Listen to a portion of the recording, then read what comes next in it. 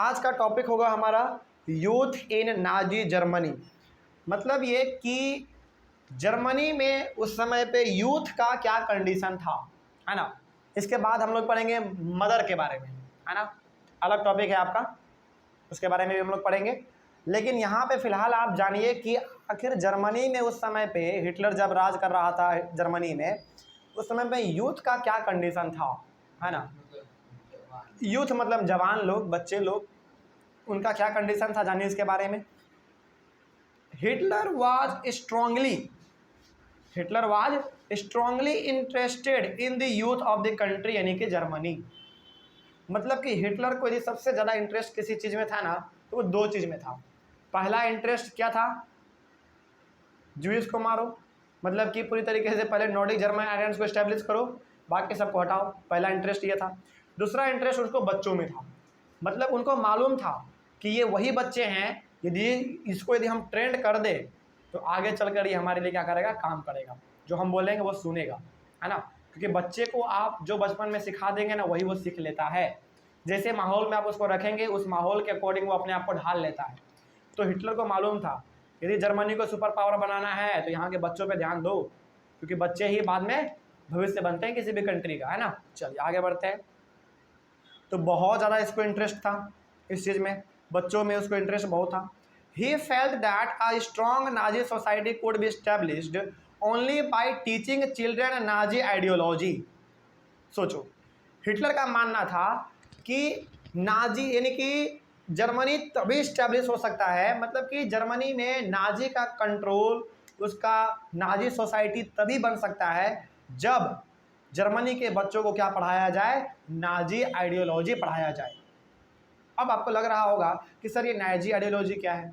Nazi ideology का मतलब हो गया कि नाजी पार्टी जो चाहता है उसके बारे में बच्चों को सिखाया जाए, बताया जाए कि ऐसा ऐसा करो, है ना। ऐसा मानना था हिटलर का। तो यहाँ पे आपने क्या समझा, यहाँ पे आपने ये समझा कि हिटलर का मानना था कि यदि जर्मनी को सुपर पावर बनाना है, यानी कि पूरे जर्मनी में देखिए नाजी सोसाइटी आपको डेवलप करना है जहाँ पे कि केवल नॉर्डिक जर्मन आर्यन रहे, तो उनको वो पढ़ाओ जो कि नाजी पार्टी चाहता है ना। चलिए आगे बढ़ते हैं फिर।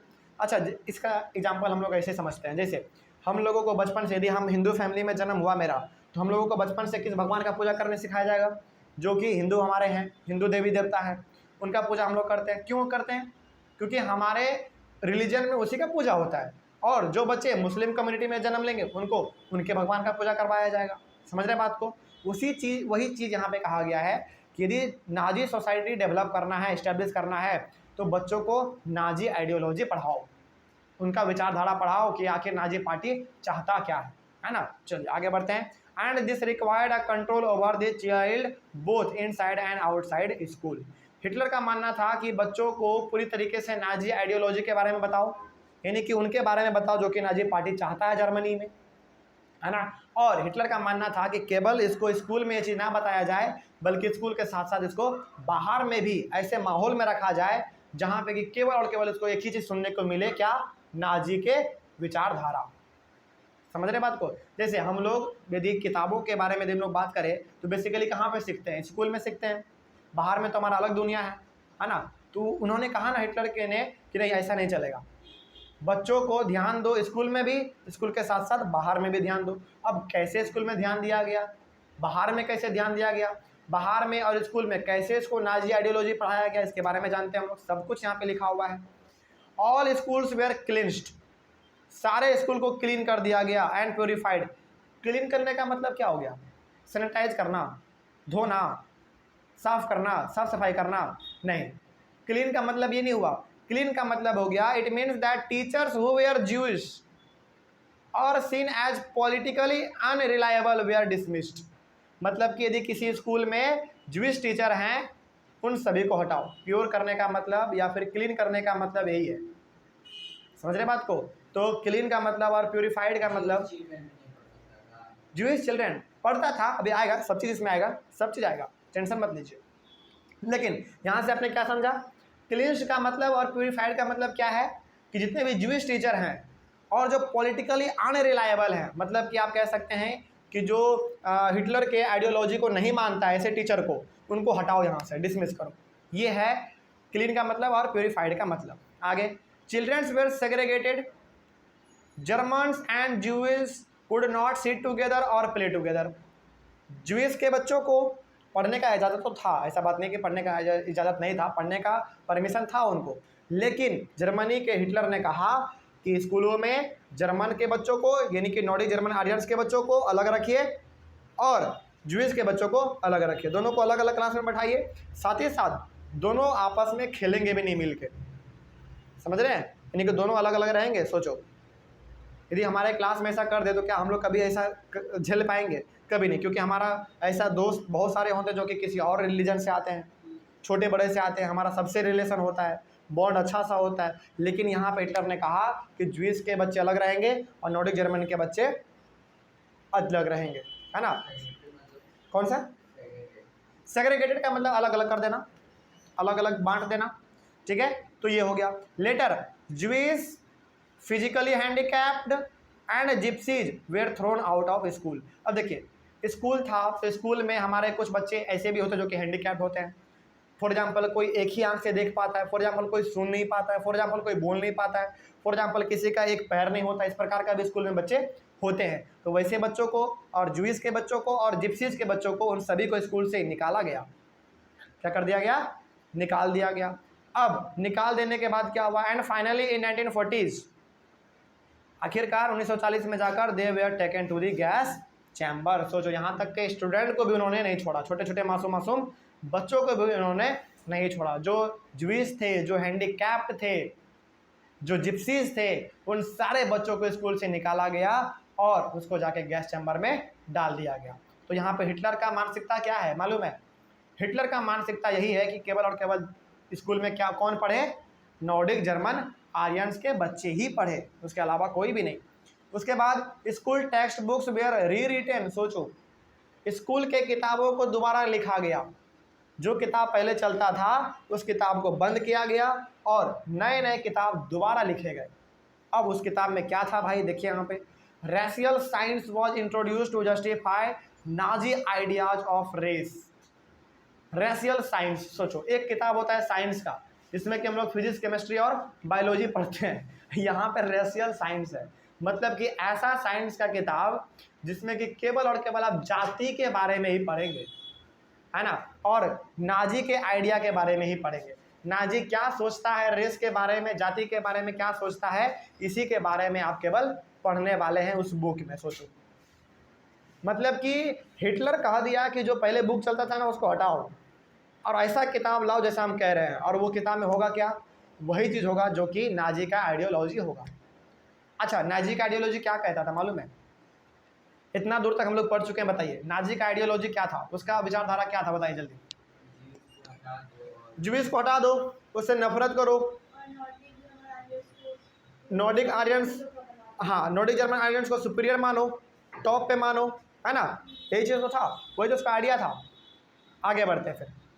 Stereotypes about Jewish and were popularised even through math classes. सोचो यहाँ तक कि मैथ क्लास में भी मैथ नहीं पढ़ाया जा रहा था, ज्यूइश के बारे में नफरत करने के लिए सिखाया जा रहा था नॉर्डिक जर्मन आर्यंस को। मैथ का क्लास है तो आप क्या पढ़ेंगे उसमें? बेसिकली मैथ पढ़ेंगे, है ना, लेकिन मैथ के क्लास में भी stereotypes about Jewish were popularised. Stereotypes का मतलब हो गया उसके बारे में थोड़ा सा अलग चीज़ों के बारे में बात करना, उसके लिए नफरत फैलाना इस प्रकार का, उसके लिए अलग सा एकदम मतलब कि घिन सा एक भावना अपने अंदर ले लेना। मैथ के क्लास में भी नॉर्डिक जर्मन आर्यन के बच्चों को ये सब चीज़ सिखाया जा रहा था उस समय पे, ठीक है। मोटा मोटी तरीके से आप यहाँ पे ये कह सकते हैं कि नॉर्डिक जर्मन आर्यंस के बच्चों के दिल में पूरी तरीके से वो नफरत भर देना चाहता था हिटलर। किसके खिलाफ? ज्यूइश, जिप्सीज और अनडिजायरेबल के खिलाफ, ठीक है। चलिए आगे बढ़ते हैं। Children were taught to be loyal. और जो नॉर्डिक जर्मन आर्यंस थे उन सभी को क्या सिखाया जा रहा था स्कूल में? लॉयल सिखाया जा रहा था, यानी कि लॉयल का मतलब वफादार, ईमानदार। ईमानदार रहो किसके प्रति?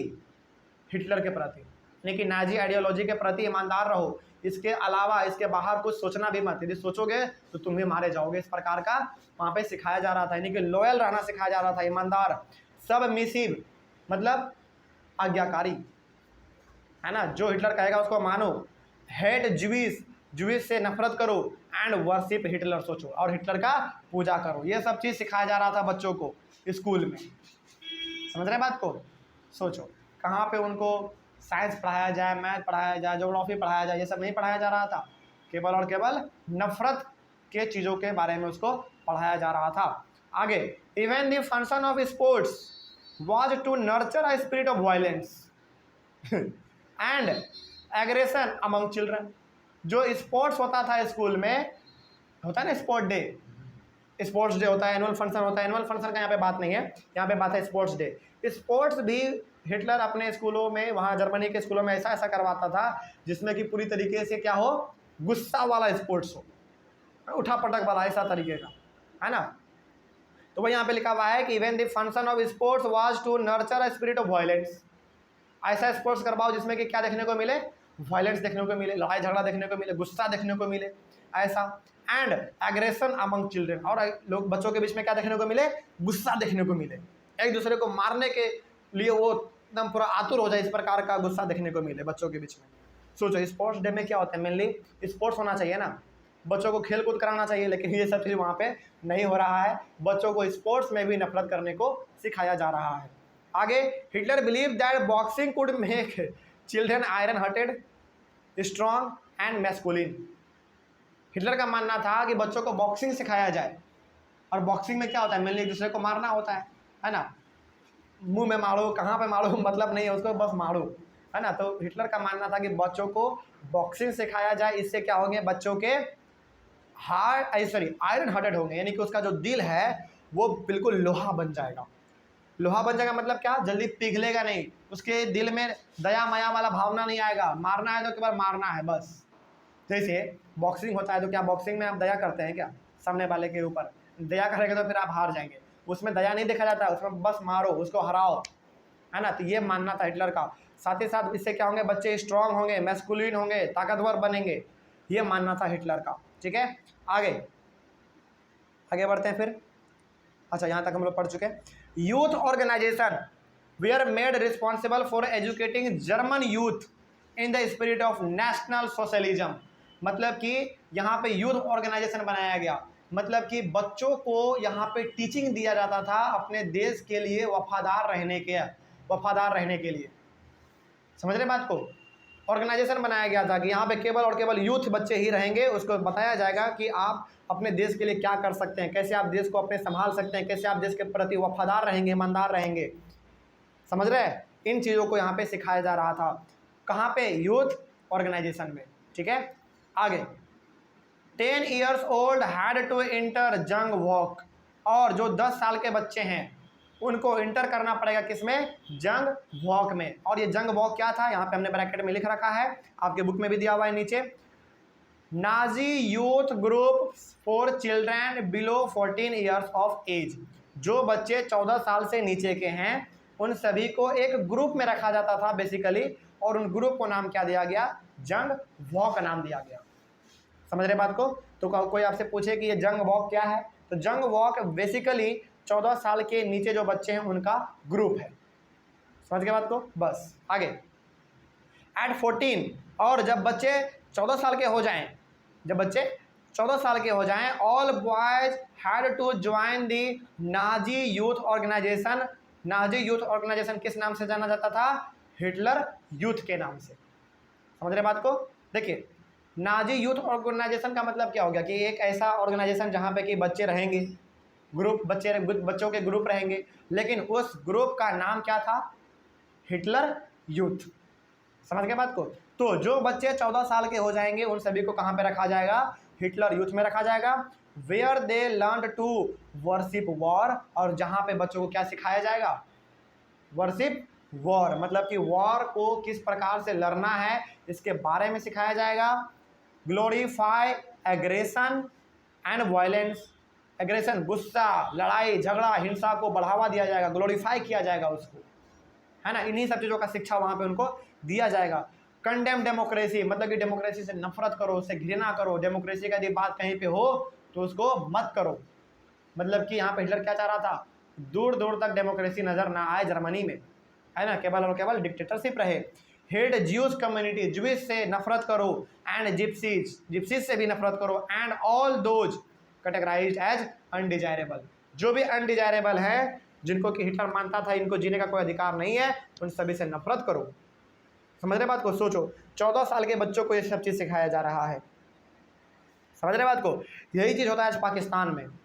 पाकिस्तान में छोटे छोटे बच्चों को, 10 साल के बच्चों को, 12 साल के बच्चों को ट्रेनिंग दिया जाता है बंदूक चलाने का। सोचो, और उस बच्चे को, वो बच्चा उस समय पे ऐसे उम्र में होता है ना, उसको आप जो सिखा दीजिएगा वो सीख लेगा। फॉर एग्जाम्पल मान लीजिए 8 साल का बच्चा, 10 साल का बच्चा, 12 साल का बच्चा अपने आप को क्या समझता है? सलमान खान समझता है, अपने आप को अमिताभ बच्चन समझता है, अपने आप को हीरो समझता है, सब चीज़ वो अपने आप को समझता है कि नहीं? जो वो मूवी में देखता है वो करना चाहता है प्रैक्टिकल लाइफ में। वही चीज़ होता है आज भी पाकिस्तान में होता है। पाकिस्तान में छोटे छोटे बच्चों को बंदूक चलाने का ट्रेनिंग दिया जाता है। सोचो, तभी तो वहाँ के बच्चे अधिकतर क्या बनते हैं? आतंकी बनते हैं। ऐसा नहीं है कि वहाँ के बच्चे पढ़ते नहीं हैं, पढ़ते हैं, लेकिन बहुत ही ऐसे बच्चे हैं वहाँ पे जो कि कम ही उम्र में आतंकी वाले मामले में, यानी कि उस लाइन में चले जाते हैं, टेररिस्ट बन जाते हैं। ठीक है, आगे बढ़ते हैं फिर। तो वही चीज़, जो बच्चे 14 साल के हो गए उन सभी को हिटलर यूथ नाम के ऑर्गेनाइजेशन में डाला जाता था, जहाँ पे कि उनको अलग अलग चीज़ों के बारे में सिखाया जाता था, है ना। आगे, after a period of hard ideological and physical training. अच्छा, यहाँ पे आइडियोलॉजिकल और फिजिकल ट्रेनिंग का मतलब क्या मालूम है? आइडियोलॉजिकल का मतलब यहाँ पे हो गया कि उसके दिमाग में बहुत ही नफरत वाला चीज़ भरो, और भरा जाता था, बिल्कुल भरा जाता था। कैसे भरा जाता था?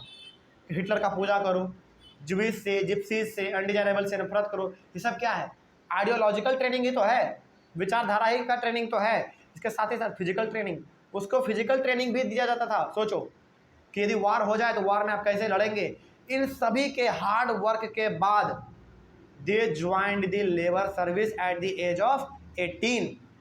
तो अब यहाँ पे जो बच्चे 18 साल के हो गए उन सभी को लेबर सर्विस में डाला जाता था। लेबर सर्विस का मतलब ये हो गया कि कहीं पे भी ज़रूरत पड़ा, कोई बिल्डिंग बनाना है, कोई रोड बनाना है, इस प्रकार का यदि ऐसा है कहीं पे, तो आपको काम करना पड़ेगा 18 साल की उम्र के होने पर।